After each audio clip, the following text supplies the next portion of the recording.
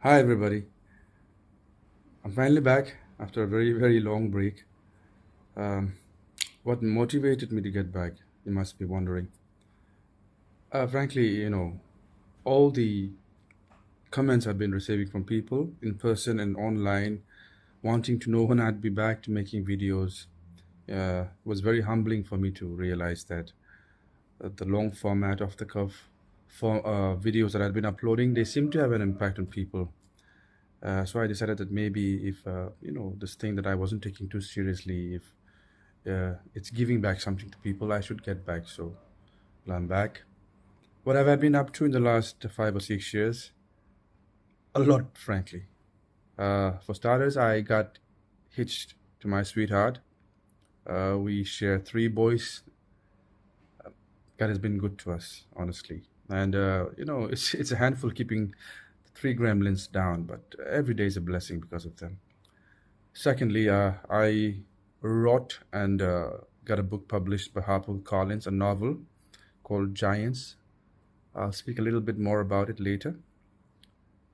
What uh, made me take this long break? Well, in 2020, um, I suffered an anxiety attack. A lot had been going on in my life. Honestly, I'd always been someone who internalized issues a little too much. So it was a very harrowing phase in my life, and frankly, I would not wish this on my worst enemy. My whole world came crashing down, literally. But because of my family, because of the support of people I love, my wife was my fiance at that point. Because of the grace of God, I made it back, and I can honestly say I'm stronger than ever before. So yeah, that's what made me take a break because at some point you have to step back from the nastiness and the craziness. Uh, my concerns, that made me start Muk-Baja in the first place, they still stand.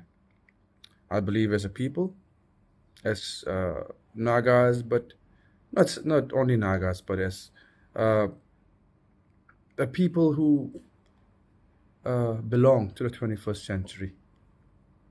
It has become more crucial than ever to know and understand where we stand on a lot of things.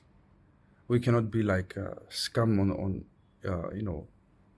floating down a river, just taken whichever way the water wants. No, we must take a stand. We must understand where we stand. So my concerns are the same as before, and I believe that at this point, Nagas have the.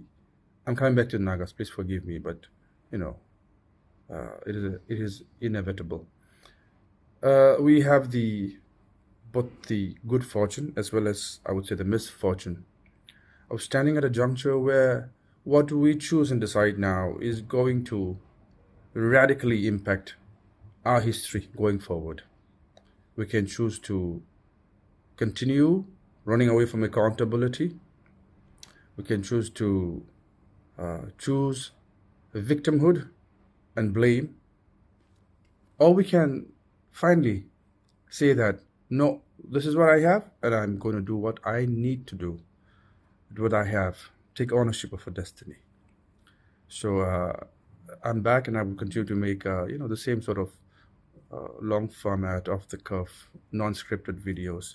I have received feedback that maybe the videos were a little too long because some of them were, frankly, in the they ran into the half an hour mark. So I'll try to keep it a little more crisp, but no promises because, as you know, I tend to wander.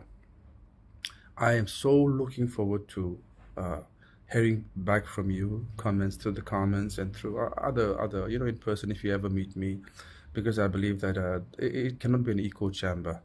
It's very dangerous if you might have the right motivations, but if we start living in an echo chamber where we only keep on confirming our own biases, things will become unhealthy really quickly. We must listen to people, must be ready to listen to people, which brings me back to my book. Now it's unashamedly a plug, but I really really want people to read this book. So why did I write Giants? Giants is about a 13-year-old boy named Kato, who's been chosen by this a giant from our Sami folklore, a Timiala, named Kene, to be a storyteller. Now, the only fly in the ointment is that Kato is a mute. He can't speak at all. So why would a giant choose him to be a storyteller? And not just any storyteller, but a storyteller for the old ones. It is about Kato finding out for himself what having a voice means, what it is to speak the truth without fear, what it is to conquer your own demons. The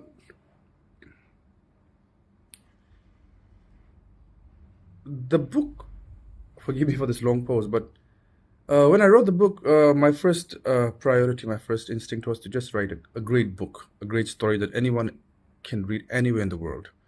It must be relatable. To narrow down your audience from the get-go would be such a self-defeating purpose. So the whole idea was to write a book that anyone in the world could enjoy, and I've been very, very encouraged to hear from people across the spectrum that, I seem to have done a decent job at writing a story. But there is a subtext, an undertone, or an overtone, if you'd have it, about how Kato is a mirror for us, Nagas specifically, but tribals in general, but Nagas, about what it is to be to live as a minority. The word minority has so many connotations, and a lot of it is based on victimhood. So I am making it very clear that I dissociate myself from victimhood, because I believe that what victimhood gives us is a rage, anger, vehemence, hate. I want to dissociate myself from that. I don't think that is taking ownership of our lives. Yes, we've suffered much, we've been through much, but it is always wiser to choose hope. It is always wiser to take control of your destiny instead of, aborting it in favor of just raging against the system. No. So Kato's life, I think, in the book, it talks very, very deeply about our own issues, about what it is to have a voice, to speak with confidence, to speak with honesty and integrity, to represent. And so I really, really want more people to read this book. So I'm leaving a description down in the comments. You can find it on Amazon, on Apple Store, on a lot of platforms. I mean, I'm very grateful to my agent Kanishka, who took me on. He's a star agent. I don't mind bragging. And HarperCollins for really pushing the book. I am praying to God that this book will do well, not just for my sake, but for the sake of our people, because this book is about us. The dedication of the book says, first of all, for Levi, my firstborn, and secondly, for all Nagas across borders. So if you like what you're hearing, I'm leaving a link in the description, so get it. People who are in Dimapur, you can get it from the White Owl Book Lounge, a lovely space right outside the gates of the Niata Resort, the Park Niata Resort. And please support our local spaces. They're so crucial. They're like an organ in this intellectual, system that we have. It's not just about classrooms, and it's not just about listening to lectures online. No. Spaces, they provoke something inside of you, and Whitehall is such a lovely space. So I want to encourage you to do that. I will get back very soon to making more videos. Maybe you can expect a video within the next week or so with this ILP issue that is raging all over our intellectual spaces and social media. I feel we have to be very careful here, because it has its utility. I am all for the ILP. It's protectionism. It's needed at this point in our time, in our history, but I